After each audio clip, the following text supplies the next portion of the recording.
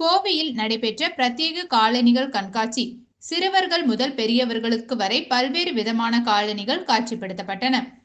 உள்நாட்டு உற்பத்திக்கான காலணிக்கு தேவையான மூலப்பொருட்களின் இறக்குமதி வரியை 22% 5% குறைத்ததால் காலணி ஏற்றுமதியில் உலக அளவில் முதன்மை நாடாக இந்தியா வர முடியும் என வாக்ரூ நிறுவனத்தின் நிர்வாக இயக்குனர் நௌஷாத் தெரிவித்துள்ளார். ஆடைக்கு ஏற்ப விதவிதமான காலணிகள் அணிய வேண்டும் என்ற விருப்பம் எல்லோருக்கும் இருக்கும். இந்த நிலையில் இளைஞர்கள் மற்றும் பெண்களை கவரும் விதமாக கோவை சரவணம்பட்டி பகுதியில் காலணிகளுக்கென பிரத்யேக கண்காட்சி நடைபெற்றது.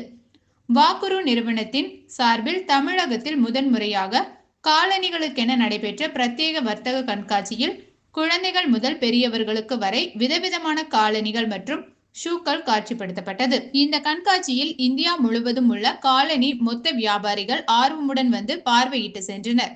இதனைத் தொடர்ந்து பேசிய வாக்ரூ நிறுவனத்தின் நிர்வாக இயக்குனர் நௌஷாத், இந்த வருடத்தில் காலணிகள் மற்றும் ஷூக்கள் என 1000 புதிய மாடல்களை மக்களுக்கு அறிமுகப்படுத்தியுள்ளோம். இந்த காலணிகள் தயாரிப்பில் வியட்நாம், இந்தோனேஷியா, வங்கதேசம் ஆகிய நாடுகள் வேகமாக வளர்ந்து வருகிறது. அதேபோல உள்நாட்டு உற்பத்திக்கான காலணிகளின் மூலப்பொருட்களின் இறக்குமதி வரியை 22% 5% குறைத்தால் காலணிகள் உற்பத்தி செய்து ஏற்றுமதி செய்வதில் உலக அளவில் இந்தியா முதன்மை நாடாக வர முடியும் என தெரிவித்தார்.